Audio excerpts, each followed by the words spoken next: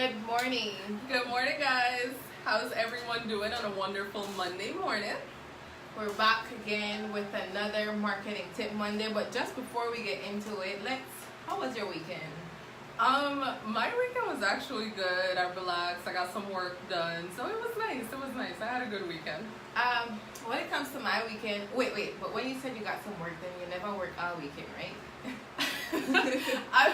You know what? I was trying not to let it sound that bad, but I kind of did work all weekend. So I was trying to make it sound like it was kind of exciting. Kind of exciting. What about you? I had an exciting weekend.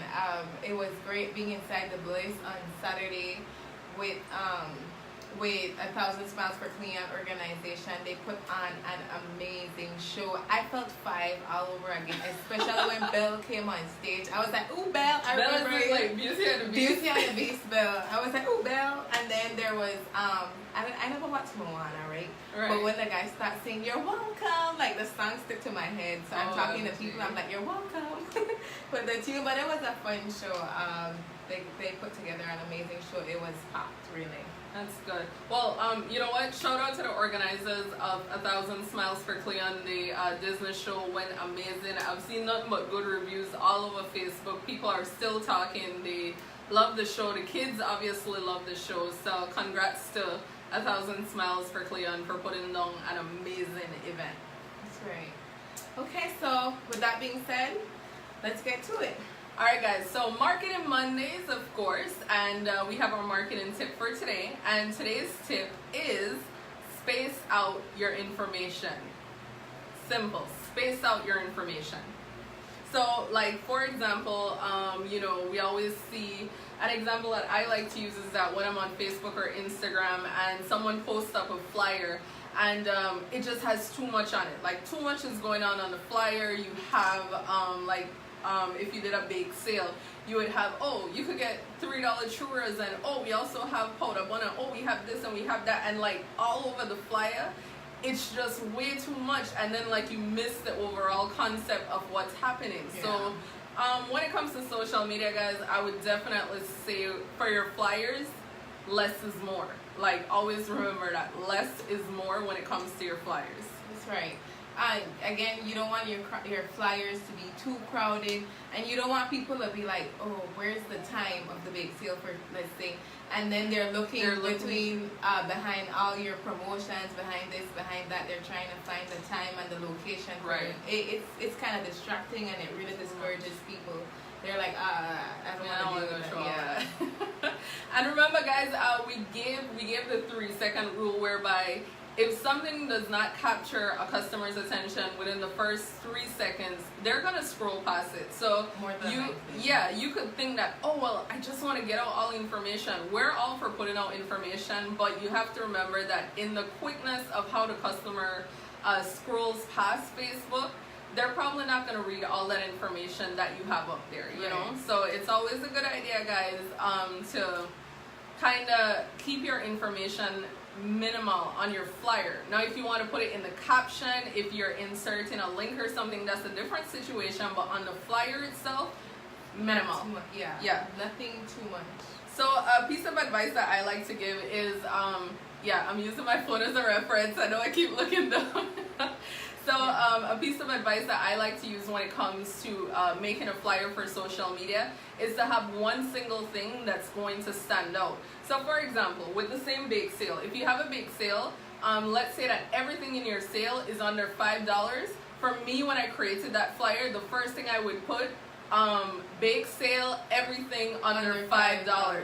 That's going to capture a customer's attention way faster than $2 powder bun, $3 swan bun, $1.50 cheesecake. Like that is gonna capture their attention way faster than posting up all of that other stuff. In addition to that, when you think of creative ways or so on, or what you want to stand out, when it comes to food, how many times have you been to a restaurant and you're like, I like this I want this picture, whatever this picture is, that's what I want. So on your bake sale with the items that you have for sale, you might want to have a really nice picture displaying different items that you have for sale as opposed to listing A, B, C, D, taking up a lot of space. A nice image displaying what you have for sale is something that really captures people's attention, and they might not even know what the name of the tree is, but they'll be like, "Oh, this thing that looks good." Really good. Yeah, and that's really how that works.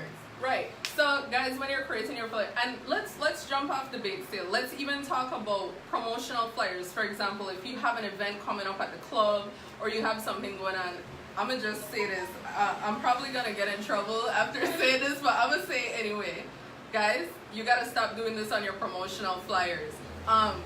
Tequila shots free for all ladies. If you come in before 12, you get one margarita. And if you come in a blue, you get this. And then if you come with 3 other friends, one of them gets in free. And like every single thing is posted on the flyer. Meanwhile, I'm just sitting there like, where is the event gonna happen? Like, what's the location? What time? What time does it start? Like, if you're putting too much on your flyer, no one is gonna really look at it to that extent. They're not gonna see what's happening or what you have to offer. Keep it minimal, put it in the caption, or even better, create separate flyers. So create a separate flyer saying, on this same event, we're gonna do free tequila shots for everyone that steps in the door. That's another post that you give yourself, as opposed to just putting every single thing else, cramming everything all there at once on one flyer. Or especially for some concerts that I see, some of the flyers for the concerts just have way too much information, and in addition to that, the color scheme that different colors are in on the flyer, like it just makes it really, really, really difficult to understand and to navigate your way through, especially when you're looking for information. So again, less is more, and keep that in mind when you're designing flyers. Less is more. Exactly. Another point I wanted to jump into, well, it's practically the same thing that I was saying just now. By promoting a single product or service on one flyer. So for example, let's say that you have a shoe store, right? And you could say that, hey, I have sandals for sale, or I have back to school shoes. Now you could go and make a flyer, like I said, with all of these shoes up there, every single one that you have. And someone is probably going to miss a few of them because everything is jumbled, or you start listening to it or something. No, instead of doing that, what you could do is to create individual flyers saying that these are the shoes that we offer. You would be surprised that you get a better response from your customer when you single out your products as opposed to posting everything at once, Yeah.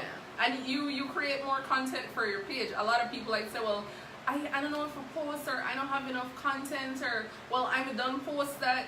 If you're constantly posting everything in bulk all at once, you're gonna run out of content. Yeah, you will.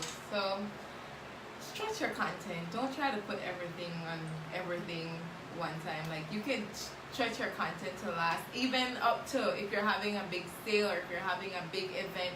You can post something today about your event. You can post build up the anticipation toward the day of your event with the post that you made, as opposed to posting everything one time. Like, people will be like, oh, I already know this already, Right.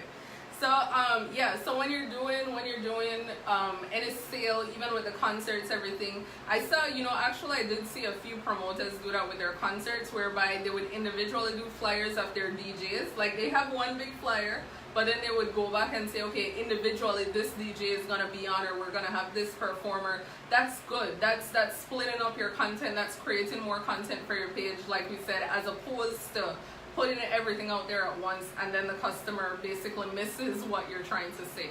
Yeah. Right? Now, this next tip, it's actually funny. Tell me, I learned this at the BTV Marketing Summit. I found this very hilarious. I'm not gonna lie, because I see it one too many times. So, one of the speakers, I believe it was Iman Hyde. Yeah. So she was one of the speakers, and she pointed out something that a lot of businesses love to do, and I found it absolutely hilarious. It's true. I know. It's true. You know what I'm talking about? Yes. Right. So She would say like you would do a contest on Facebook or on Instagram, and the minute you do the contest, it's like you give the customer 50 steps to do. Like and share a photo, and then tag 3 people. Share this. And make sure you post it on your timeline with the hashtag, and then also email this to us, and then also do this, and then make sure you do that. It's a lot. It's a lot. How is your customer going to catch on what you're asking them to do? It's a lot. If you have like 50 steps that you're giving to them, right? So, you want to stay away from that. If you're going to do a contest, Facebook actually has, when you go down in your Facebook app where it says publish, they have live videos, job posts, etc. There's actually a feature to create a contest in Facebook so that it doesn't come off like you're giving the customer 50 steps to accomplish this one prize that you have, you know? Yeah. I love to see the current promotion that Boyne & Boyne is doing. I think they have an awesome one going on. It's a really cool promotion indeed. Yeah. What's it called? With a beer pint. I don't know what. I don't remember called, but you basically, I'm pretty sure by now everyone knows you get the different districts and then you go submit it. Right. But the way how their flyer was set up, the flyers were set up on their Instagram page on my site, on Jason Padillo's Instagram page. He shared the initial flyer and then you can win this and stuff like that, as opposed to just cramming it all on one page. It's a great strategy when trying to convey information. Exactly. So shout out to Boyne & Boyne on their promotion. That's basically the definition of an amazing social media marketing promotion that they did. It was spaced out, very easy to understand what you have to do to win the contest. It wasn't too much, share this, like this, do this, hey, what about this? Give your friend. Like, it wasn't any of that, you know? It's way more interactive because now when you go out and you're looking for a Billiken bottle, like you would make sure that you order a Billiken or something like that, so that you can just basically peel the little tag off of it. I know a few. Yeah, it's more interactive as opposed to like this, comment this, share this. That's something like you and all your friends do. Like you just do it and you don't even notice you're doing it, as opposed to, oh, let me think who I can comment their name on. Right. So guys, we want to stay away from that. Share this post, tag this friend, do this, do that. Get more creative. Get more creative with your sweepstakes or with your contests. If you're gonna be giving away something, not all the time it requires you to have your customers share the information on social media. Sometimes it's more like, technically the way that Boyne & Boyne did it, it's like a, what do you call it, like a hunt, a scavenger hunt that they have you on.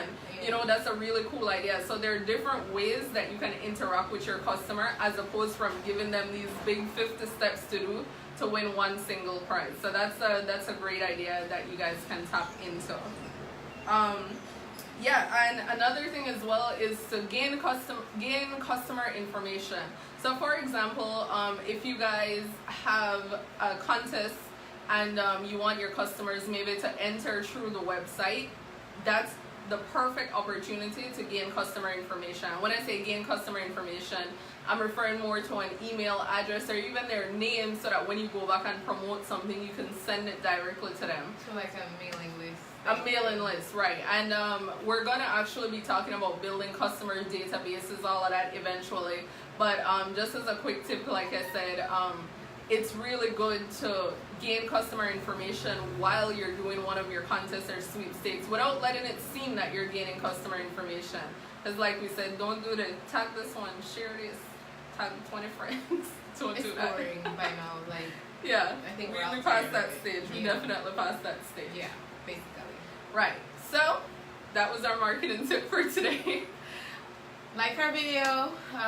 Again, if you know a business owner, if you yourself are practicing any of these marketing tips, just let us know. Don't be afraid to like our page, comment, and just interact with us. Right. And you guys, like I said, if you have any questions in regards to marketing, don't be afraid to message us, inbox us. We're definitely going to get back to you and try to help you guys out as best as possible.